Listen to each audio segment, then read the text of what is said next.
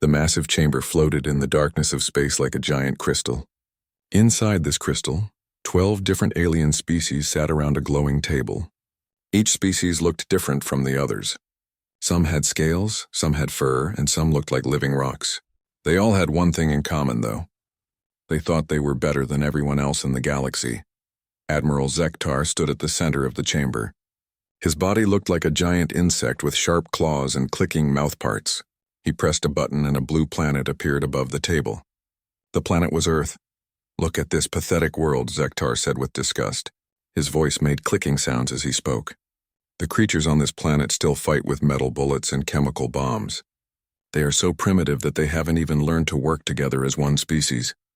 The other aliens nodded their heads. Council Speaker Thysura looked like she was made of living crystal. Light passed through her body and made rainbow colors on the walls. She spoke in a voice that sounded like wind chimes. "These humans are a waste of space," she said coldly. "They live in a solar system that has 17 planets we could use. 3 of those planets sit right next to the main space travel routes. We cannot let such valuable territory stay in the hands of primitives." A large alien that looked like a bear made of metal stood up. His name was General Korthak. "My scouts tell me that their biggest warships are smaller than our transport vessels. Their weapons cannot even scratch our shields. This will be the easiest conquest in Council history." Another alien spoke up. This one looked like a floating jellyfish with glowing tentacles. "What about their technology? Do they have anything we should worry about?" Zektar laughed. It sounded like metal scraping against metal. "They just learned how to travel faster than light 5 years ago. Their computers are so slow that our pocket devices are more powerful than their biggest machines. They use fossil fuels to power their vehicles." "Fossil fuels? Can you imagine anything more primitive?" The crystal alien Thysura raised one of her sharp arms. "Enough discussion. We all know why we are here. The humans have something we want. They are too weak to keep it. The law of the galaxy is simple. The strong take from the weak." She looked around the table at each species. "All in favor of immediate invasion?" 12 hands, claws, tentacles, and other appendages rose into the air. The vote was unanimous. "Excellent," Thysura said. "Admiral Zektar, you will lead the invasion fleet. 500 ships should be more than enough to crush any resistance. Give the humans 7 days to surrender. If they refuse, destroy their major cities until they see reason." Zektar's mandibles clicked with pleasure. "It will be my honor to bring these primitives into line. Should we prepare colony ships for the survivors?" "Of course," the crystal being replied. "We are not monsters. The humans can live on reservation worlds where they cannot harm themselves or others. Their children will learn proper galactic civilization." 3 days later, Commander Jake Murphy sat in his office at the Earth Defense Force headquarters. The building was located in Colorado, built deep inside a mountain to protect it from attack. Jake was 45 years old with gray hair and tired eyes. He had spent 20 years preparing for the day when Earth might face alien contact. He never imagined it would be like this. His communication officer, Lieutenant Amy Rodriguez, burst through his door. Her face was pale and her hands were shaking. "Sir, you need to see this. We just received a transmission from outside the solar system." Jake followed Amy to the main communication center. The room was filled with screens and computers. On the main screen, a message played in broken English. The voice sounded like it was being filtered through a broken radio. "Attention, primitive humans. I am Admiral Zektar of the Galactic Council Fleet.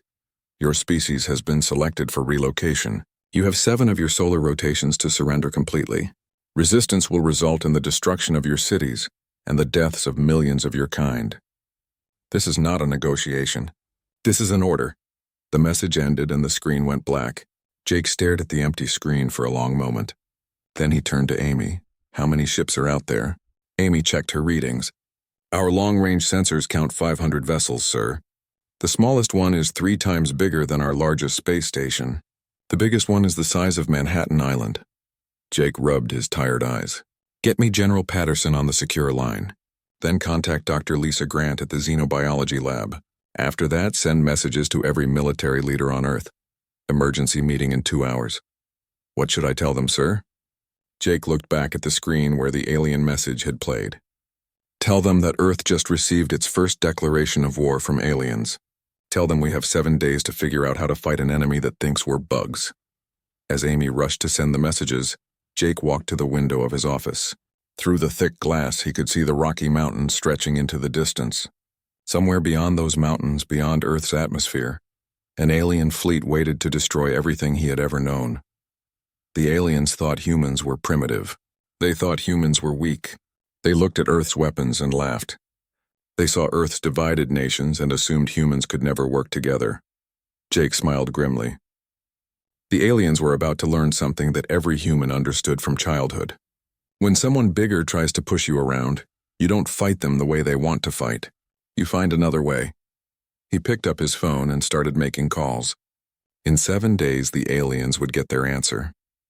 It would not be the answer they expected. 2 hours after the alien message arrived, leaders from every country on Earth sat in the emergency meeting room. The room was deep underground, protected by thick walls and electronic shields. General Patterson stood at the front of the room. He was a tall man with steel gray hair and scars from old battles. His voice was calm, but his eyes showed the weight of what they faced.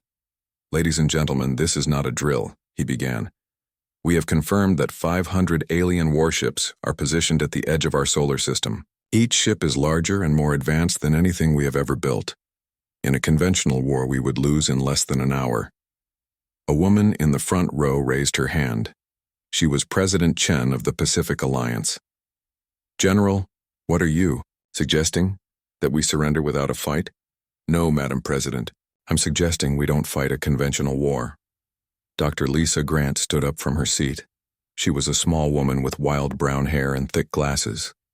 Most people in the room had never heard of her, but she was Earth's leading expert on alien technology. For the past 5 years, she had studied every piece of alien tech that crashed on Earth. "If I may," Dr. Grant said, "I've been analyzing the energy signatures from the alien fleet. There's something very interesting about their technology." She walked to the front and activated a holographic display. The display showed the alien ships in glowing detail. "Look at this. Every ship uses the exact same power system. They all have identical shield frequencies. Their weapons all operate on the same energy wavelength." Captain Tony Blake leaned forward. He commanded Earth's Special Forces and had fought in wars on 3 continents. "What does that mean for us, Doctor?" "It means they've achieved perfect standardization. Every alien in that fleet knows exactly how their technology works. But it also means they all have the same weaknesses." General Patterson nodded slowly. "Continue, Doctor." Dr. Grant touched the hologram, and it zoomed in on one ship. "These aliens have been the dominant force in the galaxy for thousands of years. They've never had to adapt or innovate. They've never fought an enemy that didn't use similar technology. They've become predictable." "And we haven't," said Captain Nina Wells. She commanded Earth's newest science vessel and had helped design many of their experimental weapons. "We've spent our entire history fighting each other. Every war taught us new ways to kill and survive." President Rodriguez of South America spoke up. "What exactly are you proposing?" Dr. Grant smiled for the first time since the meeting began. "I'm proposing we show these aliens something they've never seen before. Human ingenuity." Over the next 6 days, Earth transformed into something it had never been before. Every nation put aside old grudges and worked together. Factories that made cars started making weapons. Laboratories that studied medicine began developing new explosives. Even video game designers were brought in to help create tactics the aliens would never expect. Dr. Grant worked 18 hours a day in her laboratory. She barely slept or ate. Her assistant, Dr. Carl Johnson, tried to keep up with her pace but struggled to match her energy. "The quantum resonance disruptor is ready," Carl announced on the 5th day. He looked exhausted and his clothes were covered in grease and burn marks. "But Lisa, this thing could kill us just as easily as it kills them." Dr. Grant examined the device. It looked like a metal cylinder covered in wires and blinking lights. "How does it work? Remember how all their ships use the same shield frequency? This device will make that frequency unstable. Their shields won't just fail, they'll turn into weapons against their own ships." "Perfect. How many can we build?" Carl rubbed his tired eyes. "With every factory on Earth working together? Maybe 50. But we'll need ships to carry them." That problem was solved by Captain Rick Thompson. He had been a cargo pilot before joining the military and knew every merchant ship on Earth. "We're going to convert everything that flies," he announced to his team. "Cargo haulers, passenger liners, even old satellites. If it can move in space, it can carry a weapon." The most ambitious part of the plan came from Lieutenant Colonel Steve Harris. He commanded Earth's experimental stealth fighter program. "We're going to hide fighters inside asteroids," he explained to his pilots. "The aliens will think they're looking at space rocks. When they get close enough, we'll come out shooting." His pilots looked at him like he was crazy. One of them, Major Susan Davis, raised her hand. "Sir, with respect, that sounds impossible." Steve grinned. 6 months ago, alien contact was impossible. 3 days ago, defeating a galactic empire was impossible. Today, we're going to make impossible look easy. On the 6th day, Captain Jake Murphy received reports from all over Earth. The news was better than he had dared to hope. Lieutenant Amy Rodriguez read from her tablet. "The quantum disruptors are installed on 47 ships. The kinetic weapon platforms are ready. The stealth fighters are in position. The virus bombs are loaded and programmed." "Virus bombs?" Jake asked. Amy smiled. "Dr. Grant's idea. We're going to infect their computers with human viruses. Not computer viruses, actual viruses. Videos of cats, human music, comedy shows. Things that will confuse their artificial intelligence systems." Jake shook his head in amazement. "Will it work?" "According to Dr. Grant, their computers are so advanced that they've never encountered truly random data. Human entertainment is so chaotic that it might crash their systems." On the 7th day, Admiral Zektar sent his final message to Earth. "Your time is up, humans. Surrender now or face destruction." Jake Murphy stood in the command center surrounded by officers from every nation on Earth. Captain Nina Wells was ready to lead the science ships. Captain Tony Blake had his special forces positioned throughout the solar system. Lieutenant Colonel Steve Harris waited in his hidden asteroid base. Dr. Lisa Grant monitored all systems from the main laboratory. Jake picked up the microphone and sent Earth's reply to the alien fleet. "Admiral Zektar, this is Commander Jake Murphy of Earth. We have considered your offer. Our answer is no. If you want our planet, come and take it." He paused for a moment, then added something that would become legend among humans. "But I should warn you. You're about to learn why humans never fight fair when fighting for their lives." The alien response was immediate. 500 ships began moving toward Earth, their weapons powered up and their shields activated. Admiral Zektar was confident this would be over quickly. He had no idea that humans had spent 6 days turning their entire civilization into a weapon. He had no idea that human creativity was about to meet alien arrogance. Most importantly, he had no idea that humans had one advantage no other species in the galaxy possessed. When humans were backed into a corner with no hope of survival, they didn't give up. They got dangerous. Admiral Zektar stood on the bridge of his flagship, the Eternal Dominion.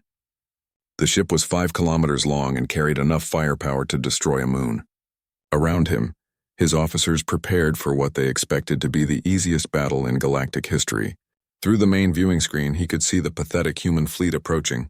42 ships. The largest was barely the size of his smallest escort vessel. Most looked like converted cargo haulers and passenger transports. Zektar's mandibles clicked with amusement. "Sir," his tactical officer reported, "the humans are broadcasting on all frequencies. It appears to be some kind of audio transmission." "Put it through the translators," Zektar ordered. "Let's hear their final words before we crush them." The bridge speakers came to life with a strange sound. The translation computer identified it as something called music. A human voice sang about feeling good and having a good time. The song was called "Don't Stop Me Now," and it made no sense to the alien crew. "Are they trying to intimidate us with noise?" asked the weapons officer. Zektar laughed. "They're even more primitive than we thought. Silence that garbage and prepare to fire. Let's show the galaxy what happens to species that refuse council authority." The human fleet spread out as they approached. Instead of maintaining a tight formation like proper military vessels, they scattered in seemingly random directions. Some ships flew straight at the alien fleet. Others angled off to the sides. A few even seemed to be running away. "Cowards," sneered the tactical officer. "They can't even maintain formation under pressure." But Captain Nina Wells aboard the USS Discovery had a very different plan. Her ship was the fastest in the human fleet and carried Dr. Grant's most experimental weapon. As the aliens prepared to fire, Nina gave an order that would change galactic history. All power to engines. Take us straight into the center of their formation. Her crew thought she had lost her mind.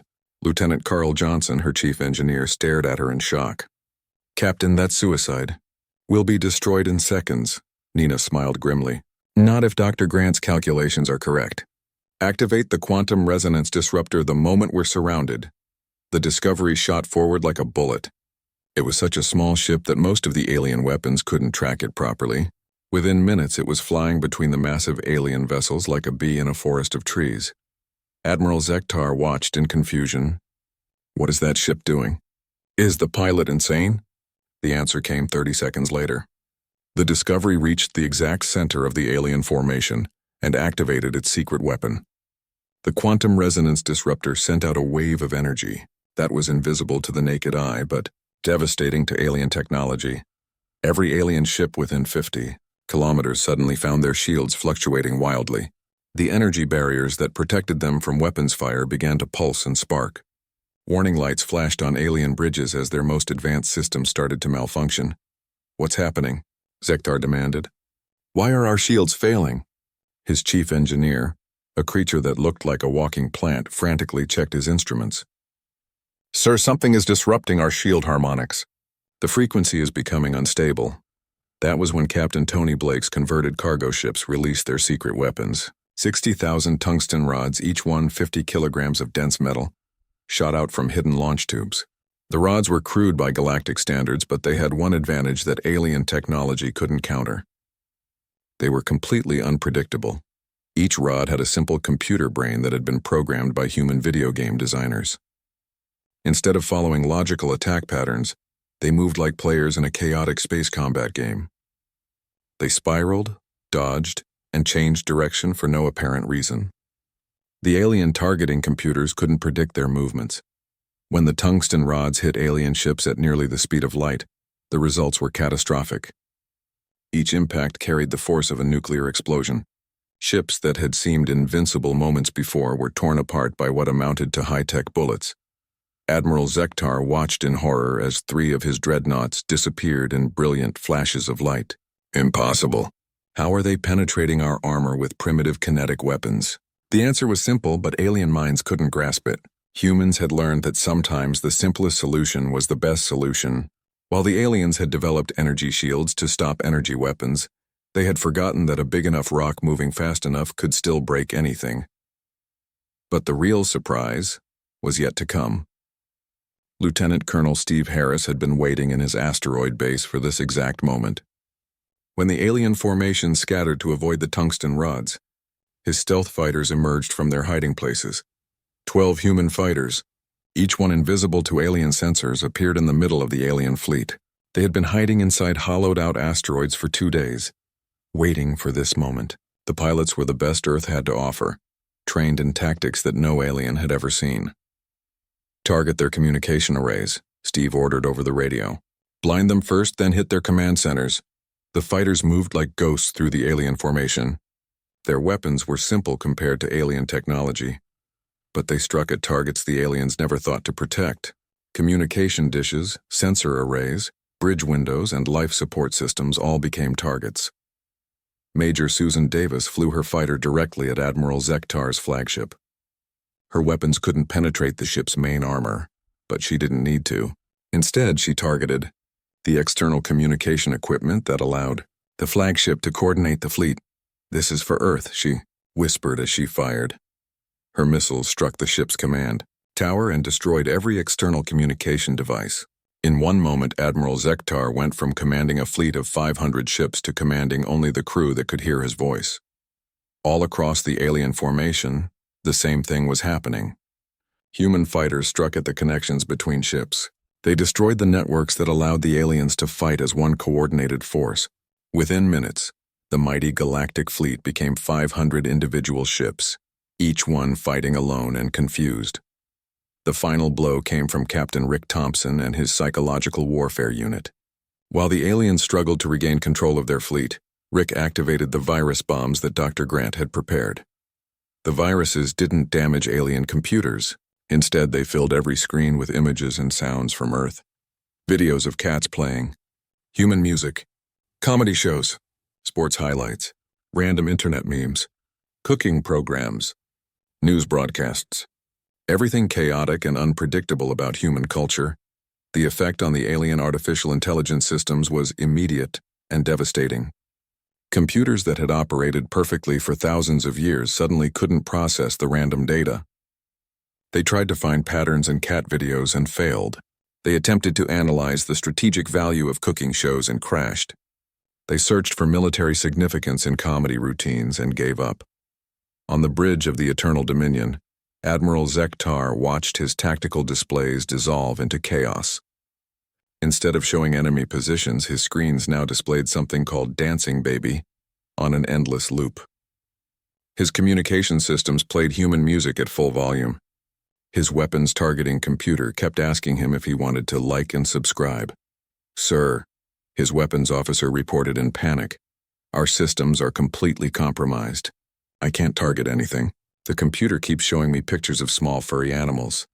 Zektar's mandibles clicked frantically. How is this possible? How can a primitive species defeat Council technology? The answer came from Captain Nina Wells over the open communication channel. Her voice was calm and professional, but there was steel underneath it. "Because you made one mistake, Admiral. You assumed that advanced technology makes you unbeatable. But humans learned long ago that sometimes the best way to win is to change the rules of the game." Around the Discovery, alien ships drifted helplessly through space. Their weapons were offline. Their shields were down. Their communications were filled with cat videos. In 30 minutes, the most powerful fleet in galactic history had been reduced to floating junk. Admiral Zektar stared at his broken displays and realized that everything the Council believed about primitive species was wrong. The humans hadn't fought like civilized beings. They had fought like barbarians who refused to follow any rules, and somehow that had made them unstoppable. 3 hours after the battle ended, Admiral Zektar sat in his damaged command chair trying to understand what had happened. Half his fleet was destroyed or disabled. The other half was scattered across the solar system, their crews too confused to fight effectively. His own flagship drifted powerless through space, while his engineers tried to repair systems that had been shut down by cat videos. He managed to send one emergency message to the Galactic Council before his communications failed completely. The message was brief and desperate. "Council Command, this is Admiral Zektar. The human fleet has used unknown weapons and tactics. Request immediate reinforcements. The primitives are not what they appear to be." When Council Speaker Thesara received the message, her crystalline form darkened with rage. She had been expecting a victory celebration, not a plea for help. "Impossible," she said to the emergency council session. "A species that barely understands space travel cannot defeat our most advanced fleet." But the reports kept coming from other survivors. Each one told the same impossible story. The humans had fought without honor, without rules, and without any respect for proper military conduct. They had turned the Council's greatest strengths into weaknesses. While the aliens tried to understand their defeat, Captain Nancy Ford was leading her squadron of converted mining ships through the outer planets. Nancy was a small woman with red hair and a reputation for taking dangerous risks. Before the war, she had commanded cargo vessels in the asteroid belt.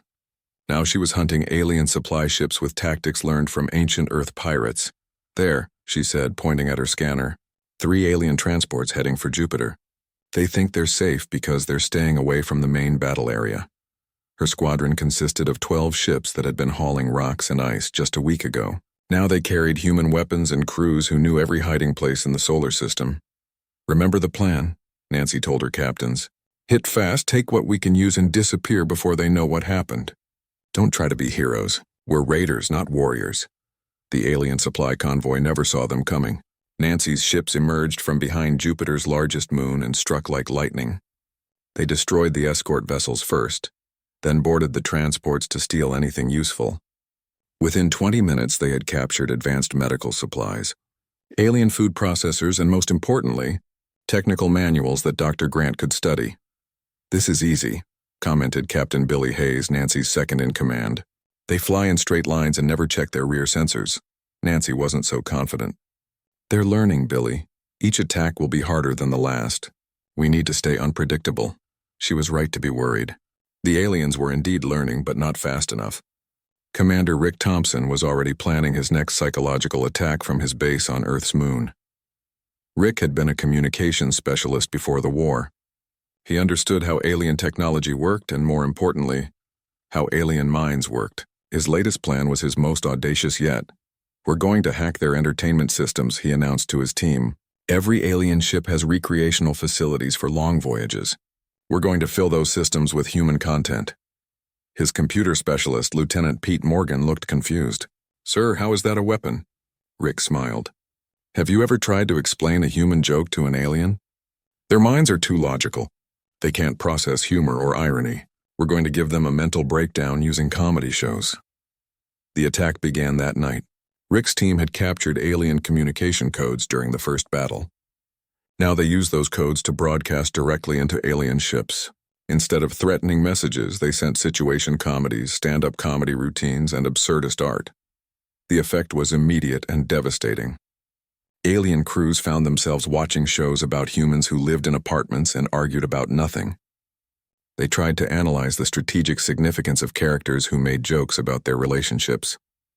They searched for hidden meanings in cartoons about talking animals.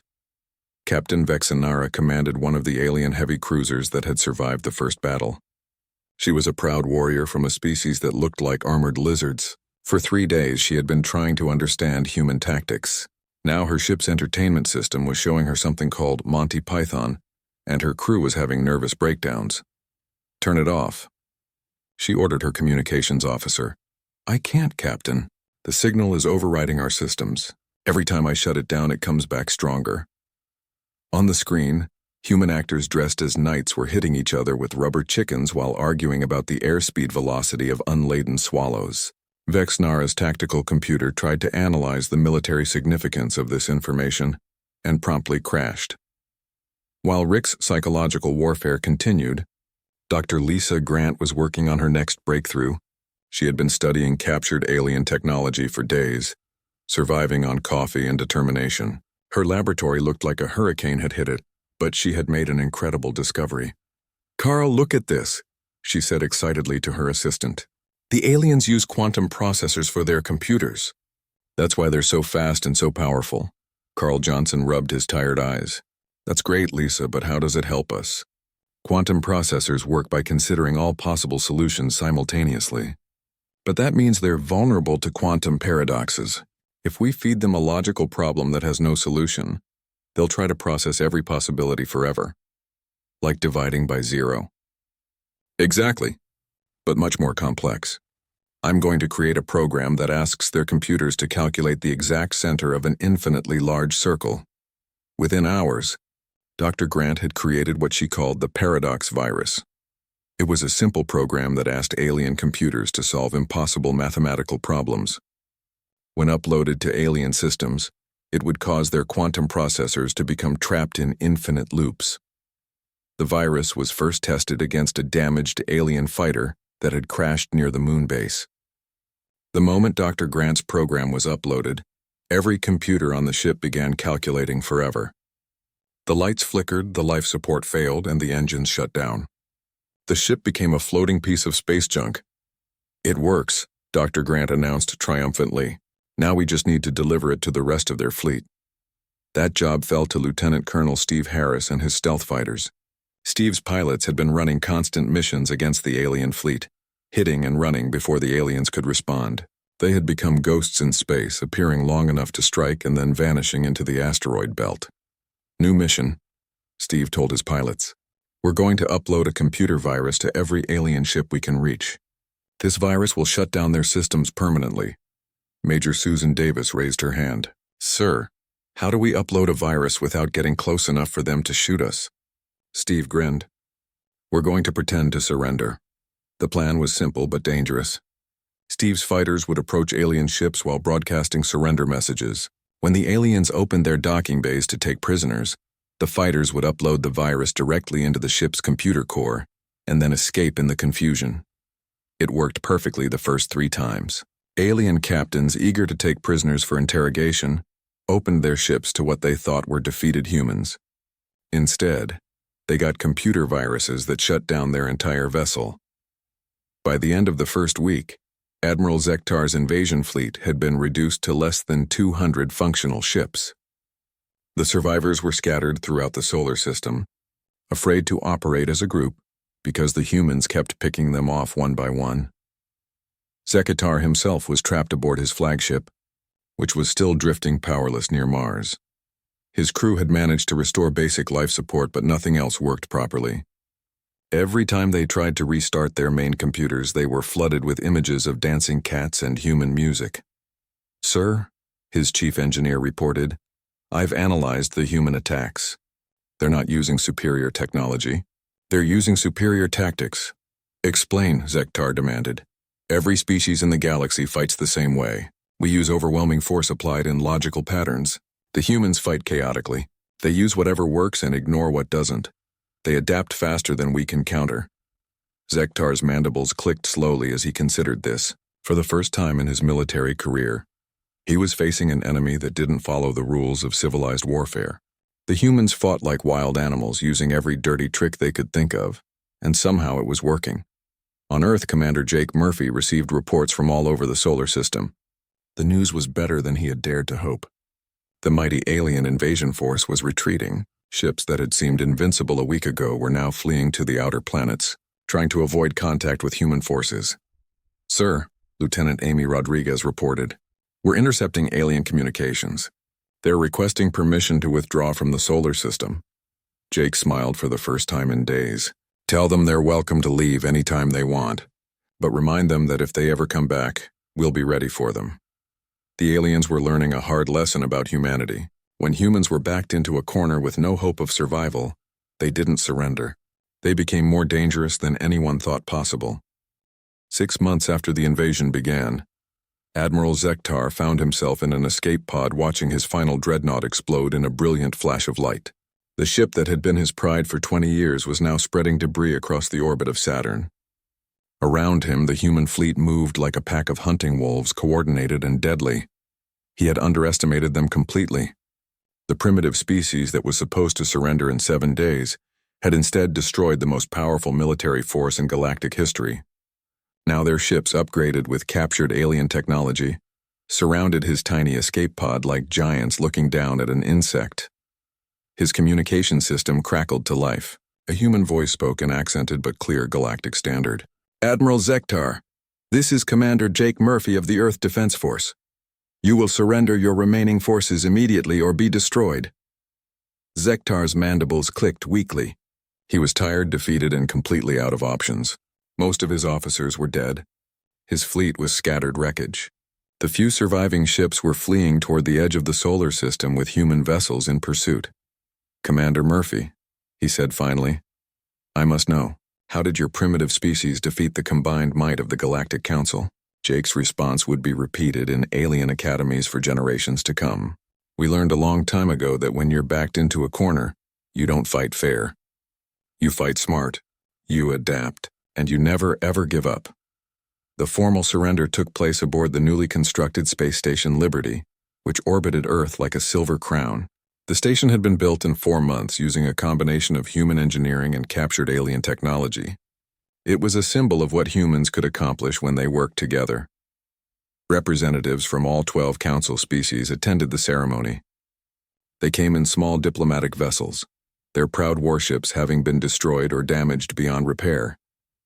The beings who had voted unanimously to invade Earth now sat in uncomfortable chairs, waiting to hear the terms of their defeat. Council Speaker Thaisara looked very different from the proud crystal being who had ordered the invasion. Her form was dim and cracked, showing the stress of the past months. She had watched her perfect galactic civilization be humbled by a species they had dismissed as barely intelligent animals. General Patterson, now promoted to Supreme Commander of Human Space Forces, stood at the podium.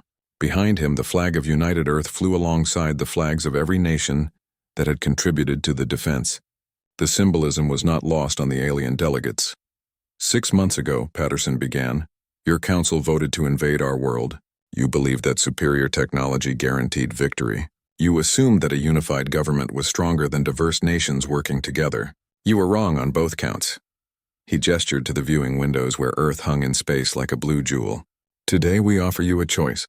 You can continue to see humans as primitive enemies, or you can recognize us as equals and join us in building a better galaxy. Thisara spoke for the Council, her voice barely above a whisper. The Galactic Council formally acknowledges the sovereignty of the human species. We request alliance terms. The word request was heavy with meaning. For the first time in their history, the Council was asking instead of demanding. Dr. Lisa Grant stepped forward carrying a data pad filled with her research. She had spent months studying alien technology, not to copy it but to improve it. Her discoveries had revolutionized both human and alien understanding of physics. We propose a new kind of galactic civilization, she said, one that values diversity of thought over uniformity of technology. You've achieved incredible advances by thinking the same way for thousands of years, but you've also become stagnant. She activated a holographic display showing new ship designs that combined human creativity with alien technology. Look what we can build together. Your knowledge of physics combined with our ability to think outside traditional patterns. The alien delegates studied the designs with growing amazement. The ships were unlike anything they had ever seen. They were more efficient, more adaptable, and more elegant than pure alien technology. Captain Nina Wells, now promoted to admiral, explained the military implications. These hybrid designs don't just perform better. They're unpredictable. They can adapt to new situations in ways that standardized technology cannot. General Korathak, the metal bear-like alien who had been so confident about human weakness, raised one massive arm. How do we know you won't use these advantages against us? Commander Jake Murphy answered that question. Because we're not conquerors, General. We're explorers. We want to see what's out there beyond our solar system. We want to learn from other species and share what we've discovered. But we'll do it as equals, not as subjects or masters. The negotiations took 3 days. The aliens were not used to bargaining with species they considered inferior, but the humans had proven that inferior technology didn't mean inferior intelligence. Every proposal from the human delegation showed careful thought and creative solutions to galactic problems. Captain Rick Thompson presented his analysis of galactic communication systems. Your networks are highly efficient, but completely vulnerable to disruption. We can show you how to make them more resilient by adding redundancy and chaos. Protocols. Captain Nancy Ford demonstrated new trade routes that used gravitational slings and asteroid mining to move cargo more efficiently than traditional methods. Human merchants have been finding shortcuts and alternative routes for thousands of years. Let us show you what we've learned. Lieutenant Colonel Steve Harris offered to train alien pilots in unpredictable combat tactics. War is chaos. The side that adapts fastest usually wins. We can teach your forces how to think like humans when they need to. But the most significant moment came when Major Susan Davis presented the Human Cultural Exchange Program. She had been working with linguists and anthropologists to create a way for humans and aliens to understand each other better.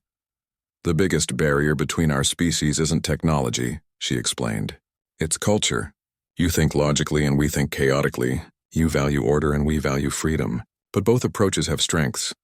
She showed recordings of human art, music, and literature alongside alien equivalents. Look at what we can create together. Your precision combined with our imagination. Your order balanced with our chaos. The alien delegates watched human children playing in parks while alien youngsters solved complex mathematical puzzles. They saw human musicians jamming with alien composers to create entirely new forms of music. They observed human scientists working alongside alien researchers to unlock mysteries that neither species could solve alone. For the first time in galactic history, diversity was being presented as a strength rather than a weakness. On the final day of negotiations, Council Speaker Thisara made an announcement that shocked her own delegation. The Galactic Council votes to dissolve itself. In its place, we propose the formation of the Galactic Alliance, with humanity as a founding member with full voting rights. Admiral Zektar, now a prisoner of war but treated with respect, watched the ceremony from his cell. He had been given access to human entertainment and educational materials during his captivity. For the first time, he was beginning to understand how human minds worked. A human guard, Sergeant Tom Bradley, brought him his daily meal. Tom was a young man from Texas who had volunteered to work with alien prisoners. "Admiral," Tom said politely, Commander Murphy wants to know if you'd be interested in joining the new Alliance fleet when you're released. Zektar's mandibles clicked in surprise. You would trust a former enemy? Tom smiled. Sir, half the human fleet used to be civilian cargo ships. Our best admiral used to command a science vessel. We judge people by what they can do, not by what they used to be. As the ceremony concluded, Captain Nina Wells stood on the observation deck of Liberty Station, watching ships from a dozen species working together to repair battle damage. The war that was supposed to last 7 days had taken 6 months, but it had produced something unprecedented in galactic history. Lieutenant Amy Rodriguez joined her, carrying a report about the first joint human-alien exploration mission. The Council's offering us full access to their star charts. We can explore 1,000 new worlds. Nina smiled, remembering the desperate days when Earth's survival had seemed impossible. What do we offer them in return? Amy grinned. What we've always offered. The one thing they never learned how to do. Which is the impossible. The galaxy would never be the same. The Council had voted to invade Earth, expecting easy conquest and quick submission. Instead, they had discovered that humanity's greatest weapon wasn't their technology or their numbers. It was their absolute refusal to accept that anything was truly impossible. In breaking the Council's pride, humanity had given the galaxy something far more valuable than submission. They had given them hope that there was always another way, always a new solution, always a reason to keep trying. The invasion was over. The real adventure was just beginning.